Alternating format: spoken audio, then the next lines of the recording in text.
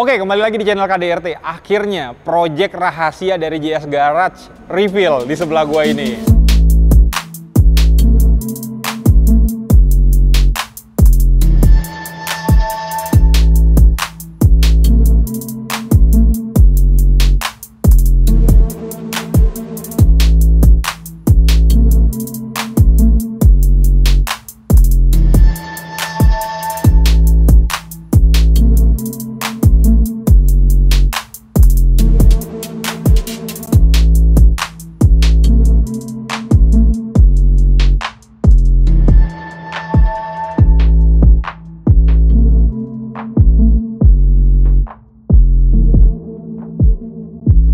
Jadi memang gue udah tahu project ini udah dari lama dijalanin. Cuma kita memang nggak boleh umumin ke publik karena memang ini masih dalam proses riset and development. Dan sekarang mobil yang di sebelah gue ini udah jadi.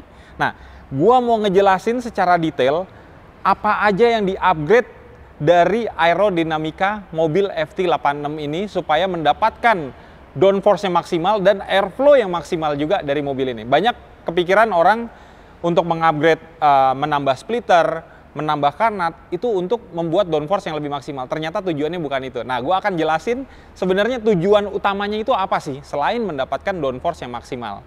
Sebelum gue mulai lagi, jadi kalau kita ngomongin JS Garage ini sebenarnya udah mulai R&D di AeroKit itu udah semenjak lama. Dari mulai waktu itu mereka bikin mobil balapnya, mobil BMW, untuk ikut kejuaraan ETCC 3000. Nah, pada saat itu mobil BMW-nya itu menggunakan mesin, kalau kita bilang itu mesin M3 standar. Sedangkan yang lain tuh udah pada upgrade mesin dan segala macam. Tapi JS Garage itu fokus pada AeroKit-nya. Dan akhirnya bener bisa dibuktikan walaupun tanpa mengupgrade mesin dalam harapan menaikkan horsepower-nya, tapi mobil ini bisa bersaing dengan mobil-mobil dengan horsepower tinggi. Maksudnya seperti apa? Maksudnya berarti handling dari mobil ini sendiri atau mobil BMW-nya itu lebih baik daripada mobil-mobil dengan yang horsepower besar tanpa memikirkan aerodinamiknya. Nah, sekarang ini adalah hasil karya yang lebih terbaru dari JS Garage. Nah, ini diaplikasikan pada mobil FT86 ini. Nah, kita mulai bahas dari sisi depan ya. Nah, kalau kita lihat di sini bumpernya ini juga dibikin lebih maju 10 cm daripada bumper standarnya. Nah, maksudnya apa? Maksudnya supaya ini mendapatkan downforce yang lebih maksimal daripada bentuk bumper standarnya.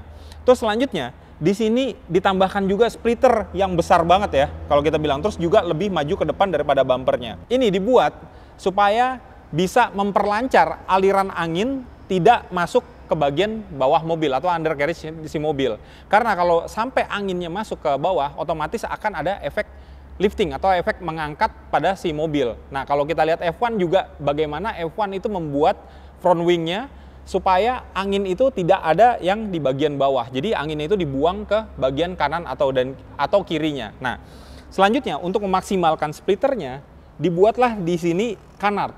Nah, ini kalau kita lihat kanarnya juga gede ya, lebar. Jadi gini, semua ini didesain bukan berdasarkan untuk keindahan atau estetika pada saat kita melihat mobil. Tapi JS Garage itu selalu memikirkan bagaimana efek dari AeroKit-nya ini bisa bekerja secara maksimal. Jadi bukan cuma buat gaya-gayaan doang, semua tuh diperhitungkan. Makanya R&D-nya ini juga lama banget. Nah, lanjut kita ke splitternya.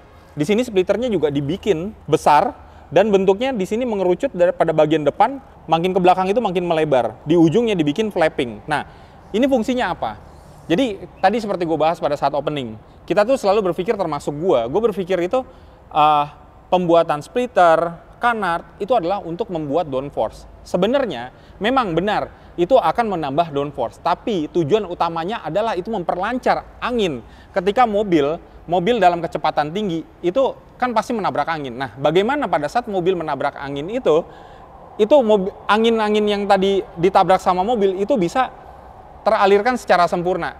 Nah, kalau mobil yang aerodinamiknya nggak bagus, itu biasanya tuh angin itu bisa kemana-mana tuh berantakan. Dan itu pasti akan menghambat pada saat di jalan dalam kecepatan tinggi. Nah, jadi fungsi dari splitter dan canard ini adalah supaya anginnya itu bisa jadi lebih terarah. Jadi tadi gue setelah ngobrol sama Jonathan yang ngedesain mobil ini, jadi dia juga ngerisetnya panjang, dan ternyata splitter ini dibikin kenapa bentuknya seperti ini, supaya memang pada saat angin ditabrak sama mobil dari depan, anginnya ini bisa langsung kebuang ke samping atau teralirkan ke samping supaya angin yang ditabrak tadi nggak ada yang masuk ke bawah atau larinya kemana. Jadi semuanya itu diarahkan.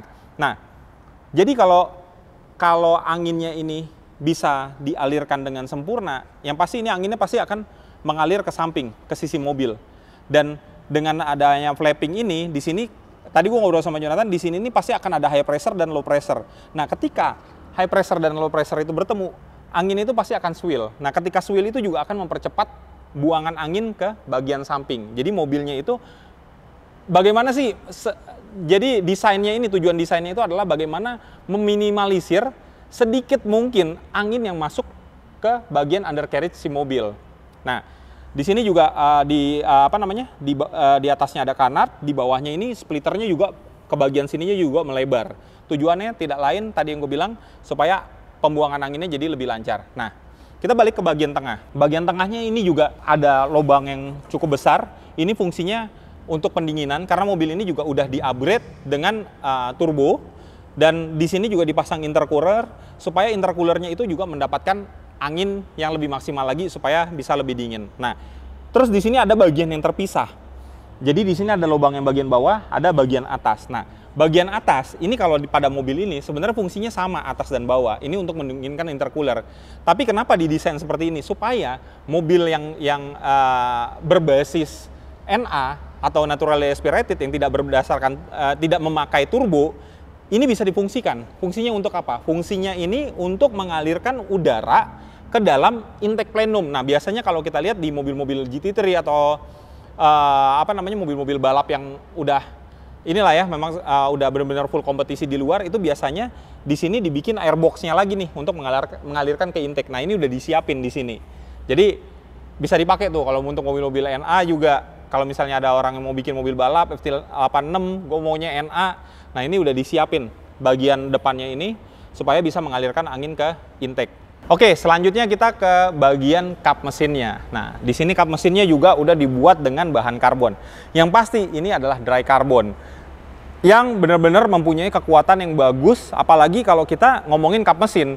Di bawahnya itu adalah mesin yang mempunyai temperatur yang tinggi, yang otomatis kalau memang dibuatnya dengan karbon-karbon tacap atau karbon-karbon yang dengan lapisan resin biasa, itu pasti biasanya gue dulu pernah bikin di Seviro gua. Nah, pada saat dipakai di kap mesin tuh, pada saat mesinnya panas tuh turun tuh, lembek kap mesinnya. Kalau ini enggak, ini kokoh banget. Nah, sebelum kita buka kap mesinnya, gue akan menjelaskan desainnya juga tentang kap mesin ini.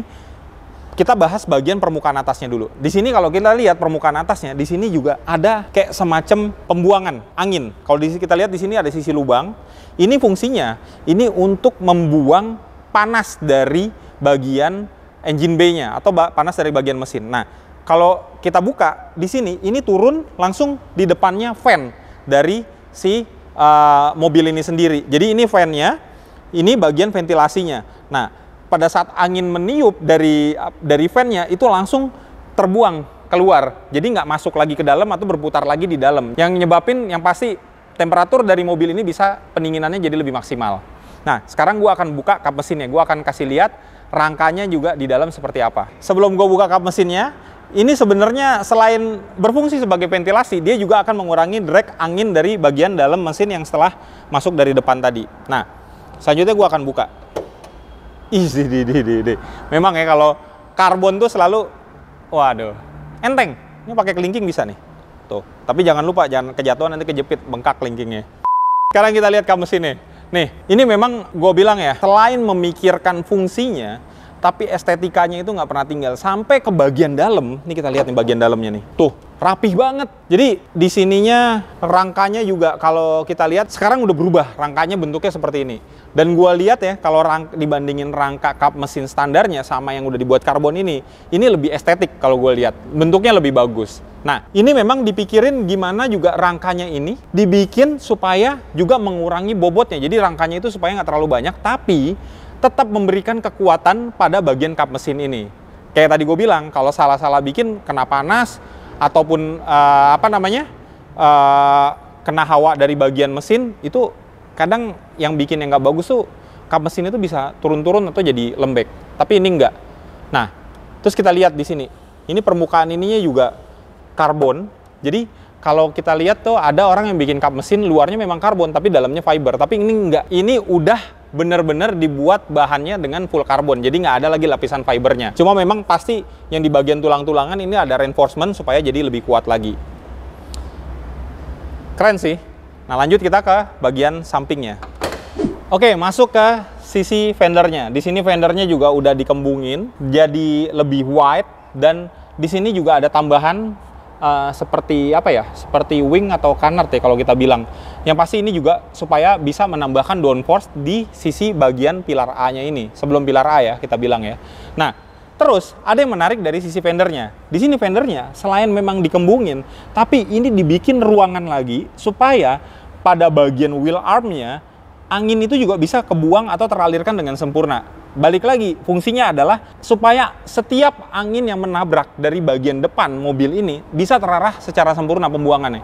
Jadi makin bagus airflow-nya, tentu mobil pada saat jalan itu akan semakin luas gitu loh. Sebagian apa ya? Semakin lancar lah. Kita gini deh, contoh deh ya. Kalau kalian pernah naik motor, coba kalian lari, jangan coba juga sih. Mungkin kalian pernah nyoba, karena bahaya kalau dengan kecepatan tinggi. Atau gini deh, kalian naik mobil pada saat mungkin lari kecepatan 100 atau di atas 100, 120, kalian buka kaca terus kalian keluarin tangan kalian. Keluarin, tuh udah pasti tangan ketabrak-tabrak kayak gini. Nah, itu yang dimaksud pada saat mobil itu kecepatan 120, apalagi kalau kita ngomong mobil-mobil balap, mungkin bisa kecepatannya bisa sampai 200 km per jam, bahkan lebih gitu kan. Nah, kebayang nggak pada saat mobil nabrak angin itu, seberapa besar hambatan yang diterima oleh si mobil kalau memang airflow-nya nggak bagus. Nah, balik lagi kalau tangan tadi kalau kalian begini, tentu tangan itu pasti begini-begini. Kalau kalian tangannya begini, tentu kan pasti akan nggak lebih ketarik ke belakang, hambatannya pasti akan berkurang. Nah, kurang lebih maksud dan tujuannya adalah seperti itu, supaya tadi anginnya bisa terlebih teralah dan akhirnya mobil tidak mendapatkan hambatan yang berarti dari angin yang ditabrak pada saat mobilnya berkecepatan tinggi. Nah, termasuk juga di sini ini fungsinya juga supaya angin yang dari bagian wheel armnya itu bisa terbuang dengan sempurna. Nah, tapi tadi gue udah ngobrol sama Jonathan, ini kan memang lubangnya kecil ya. Lubangnya kecil ini memang karena fungsinya untuk street performance. Tapi kalau memang ini body kitnya dipakai untuk balap, ini pasti akan dibuka. Jadi dibuka lebih besar supaya anginnya itu lebih banyak lagi ngebuangnya. Selain memang untuk memperlancar buangan angin dari bagian dalam sini, jadi fungsinya apa sih? Jadi fungsinya itu kan pada bagian roda itu pada saat kita jalan, di sini ada perputaran angin. Jadi supaya pressure-nya juga lebih rendah, nggak ada tekanan di sini, makanya ini dibolongin. Dulu gua bikin untuk body Genio gua, fendernya itu kan memang diperlebar. Nah, supaya gue juga bikin tapi desainnya nggak kayak gini. Desainnya itu gue bikin yang bagian atasnya ini ditekuk ke bagian dalam supaya di sininya tuh bener-bener bagiannya tipis, jadi angin dari bagian sini, bagian roda ini udah langsung bisa kebuang. Tapi ini nggak. Ini estetikanya lebih bagus dan ini desainnya lebih oke sih daripada yang dulu gue pakai buat Genio gue. Jadi ini maksudnya tuh kenapa dibolongin ini, kalau kita lihat juga secara estetika akhirnya bodinya juga ketemu sama belakangnya, tapi memang di sini bagian dalamnya ini mempunyai fungsi. Nah, selanjutnya setelah ini bagian atasnya ada penambahan downforce juga. Selain downforce tadi gue bilang fungsinya memang oke mendapatkan downforce, tapi tujuan utamanya supaya anginnya juga ini bisa lebih terarah pembuangannya pada saat mobil menabrak angin. Nah, selanjutnya di sini juga ini bahannya karbon, terus kalau splitternya karbon, kap mesin karbon. Di sini kita lihat bagian side skirtnya. Side skirtnya ini dibuat juga dengan bahan karbon dan ini juga udah ada penambahan ke bawah. Fungsinya ini kenapa lagi diturunin ke bawah, ini juga fungsinya supaya mengurangi angin yang juga bisa masuk ke bagian bawah. Karena semakin sedikit angin yang bisa masuk ke bawah, otomatis mobilnya juga pasti akan lebih mendapatkan grip yang lebih maksimal lagi. Nah, di sini kita lihat spionnya juga ini udah di cover dengan karbon.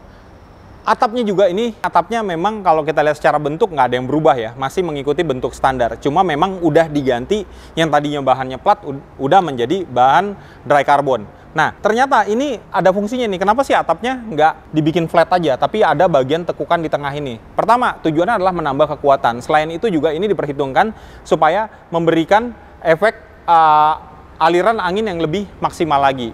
Nah, selanjutnya kita ke bagian fender belakang. Ini fender belakangnya, ini juga udah di white. tapi bentuknya itu masih natural. Nah, ini tapi white-nya itu juga ini diperhitungkan dari kembungannya ini atau dari lengkungannya ini, supaya juga tadi angin yang udah dari depan terus ngalir ke samping, terus kalau memang ada angin dari sini ini juga bisa. Jadi gini, anginnya itu supaya bisa ngalir lagi keluar. Jadi gimana anginnya itu nggak ke belakang. Karena kenapa? Kalau anginnya sampai ke belakang, itu kan nanti gue bahas pada bagian belakangnya itu ada diffuser. Kalau semuanya ngalir terus mengerucut balik lagi ke belakang, otomatis tuh di belakang itu anginnya akan saling bertabrakan. Dan itu juga pasti akan menjadi hambatan yang tadinya kita harapkan anginnya bisa ngalir dengan sempurna, tapi jadi malah terhambat. Nah, ini gimana caranya nih pada saat nabrak mobilnya, nabrak angin, tuh anginnya semua ke samping, kebuang ke samping. Yang tadinya di bawah juga kebuang. Jadi nggak masuk ke bagian bawah lagi. Nah, oke, kita lanjut ke bagian belakangnya. Bagian belakangnya ini kita lihat wingnya. Wingnya ini kalau kalian lihat mungkin di video ini besar, tapi kalau kalian melihat secara langsung, ini gue lihat ini masih bener-bener apa ya, masih proporsional dengan mobilnya. Jadi walaupun besar karena memang fender depan juga udah diperlebar, fender belakang diperlebar, dengan penambahan wing ini jadi menurut gue juga nggak jadi sesuatu yang apa ya, mengganggu untuk dilihat, tapi masih menarik banget menurut gua dilihat.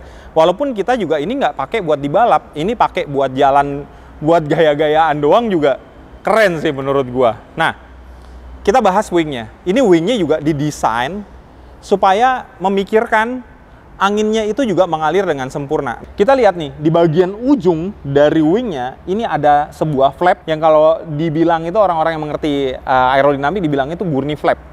Jadi gurney flap ini kalau kita lihat, ini apa sih? Maksudnya dibikin kayak gini nih ternyata fungsinya ini lumayan signifikan. Karena kenapa? Di sini yang pasti ada aliran angin dari bagian atas dan bagian bawahnya. Tapi bagian wing ini, ujungnya ini dibikin lancip. Jadi kalau nggak ada gurney flap ini, pada saat angin dari bawah dan atas berjalan, ini bisa langsung tek. Ini atau bagian atas ini bisa langsung turun atau bertabrakan, jadi akhirnya aliran anginnya juga nggak langsung lancar. Tapi kenapa dibikin gurney flap ini? Supaya angin yang bagian atas ini nggak langsung turun. Jadi nggak langsung bertabrakan sama angin yang bawah. Jadi akhirnya airflow-nya jadi lebih lancar. Tuh, sampai segitunya dipikirin. Padahal nih nggak nyampe 1 cm, tipis banget ini. Tapi berfungsi banget buat aerodinamik. Nah, setelah itu di bawah di bawah wingnya ini juga tetap ada ducktail yang lumayan lebar, dan ini juga selain menambah estetika, ini juga berfungsi yang pasti mengalirkan angin dari bagian sini supaya juga pembuangannya jadi lebih lancar atau lebih sempurna. Kita ke bagian bawahnya. Nah, ini bahkan tadi gue udah ngobrol sama Jonathan, ini juga dibikin bagian ducktail sama bagian wing ini juga dibikin rata, jadi nggak ada yang overlapping nih kalau kita bilang, maksudnya yang wingnya mungkin lebih ke belakang atau lebih ke depan, tapi ini dibikin rata antara ducktail sama wingnya. Nah, jadi kalau kita lihat F1 juga, kalian pernah lihat tuh, gue juga lupa tuh desain yang di tahun berapa, kalau kita lihat pernah tuh ada F1 wingnya tuh ada dua, ada bagian atas dan bagian bawahnya. Nah, ini kurang lebih dibikin seperti itu. Jadi ini ada fungsinya juga ducktailnya, bukan cuma buat estetika doang. Nah, lanjut pada bagian bawahnya, kita lihat di sini. Wow, ini juga keren banget. Jadi ini nggak asal-asal ya bikin diffusernya. Jadi diffuser ini juga supaya bagian angin yang tadi masih tersisa dari bagian undercarriage mobil ini juga supaya teralirkan lebih sempurna.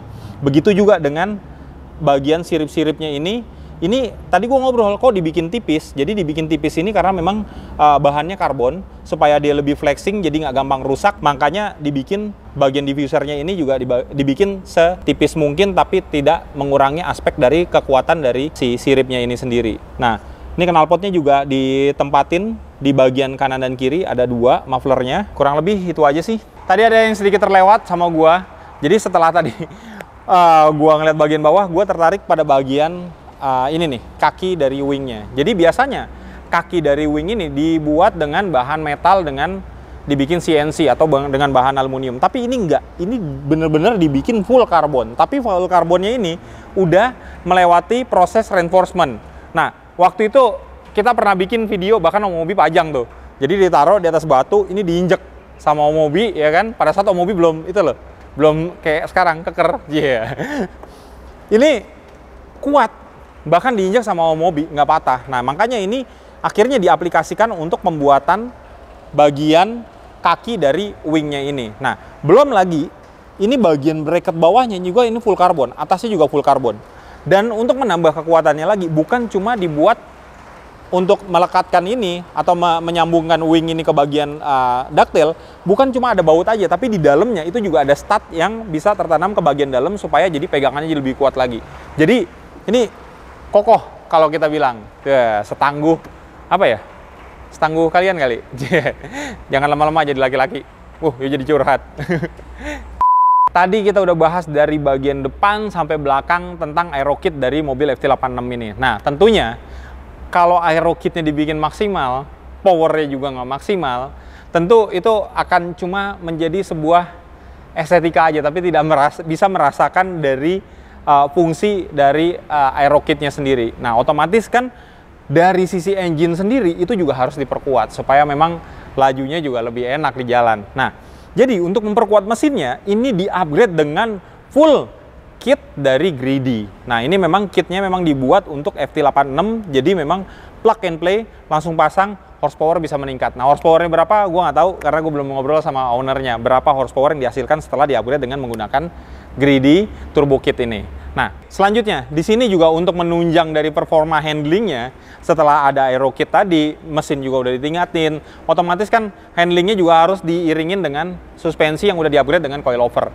Kalau udah sedemikian rupa aero kitnya, downforce-nya udah maksimal, aliran anginnya juga udah lebih lancar pembuangannya, tapi suspensinya tidak mendukung, tetap balik lagi nggak bisa ngerasain kenikmatan dari modifikasi mobil ini. Nah, akhirnya dari owner sendiri ini juga udah di-upgrade coilovernya dengan menggunakan brand dari HKS. Oke, selanjutnya di sini karena memang fendernya lebar, lebih lebar banget, akhirnya di sini juga dipasangin dengan velg yang lebar dan memang offsetnya lebih keluar. Di sini kita lihat kalau penggunaan bannya sendiri ini menggunakan ban 265/35 ring 18. Gue tuh selalu suka ya ngelihat mobil hitam pakai velg putih. Jadi kesannya tuh sportinya tuh keluar banget. Terus belum lagi untuk menunjang supaya bagian dari velgnya sendiri tidak terlihat terlalu kosong, ini juga udah di-upgrade dengan menggunakan big brake kit dari Brembo. Dan piringannya ini juga udah besar, tapi gue nggak tahu ini berapa milimeter pakainya. Yang pasti udah lebih besar daripada bagian standarnya. Fungsinya adalah pertama, ini untuk memaksimalkan pengereman sendiri karena memang mesinnya udah pasti lebih kenceng, downforce-nya juga udah lebih maksimal, terus aliran anginnya juga lebih dibikin flowing. Mau nggak mau nih mobil ini dibandingin mobil standar, ini pasti bakalan lebih kenceng. Yang tadi gue bilang, dragging atau tabrakan dari angin sendiri itu juga jadi lebih berkurang, akhirnya mobil juga bisa lebih laju pada saat di street. Nggak cuma di bagian depan doang, bagian belakang ini juga udah di-upgrade dengan menggunakan big brake kit dari Brembo. Dan piringannya juga udah menggunakan piringan yang besar. Totally, mobil ini menurut gua perfect banget. Bahkan gua yang orang balap tertarik banget nih, mudah-mudahan ada yang mau nih yang bikin mobil FT86 dengan body kit seperti ini menjadi mobil balap. Handlingnya pasti akan lebih maksimal di dalam track. Nah, memang nih mobil yang seperti ini yang memang udah di-upgrade maksimal aero kitnya harus dirasakan kenikmatannya di dalam track. Nah, kapan-kapan ini harus dicoba di track nih, enak apa enggak mobilnya. Ya udah, sekian video dari kita. Buat kalian yang suka video-video kita, silahkan like, komen, dan subscribe. Jangan lupa juga follow Instagram dari JS Garage. Dan follow Instagram KDR Team 22, Instagram gue juga Ican.99. Sampai jumpa di episode-episode selanjutnya.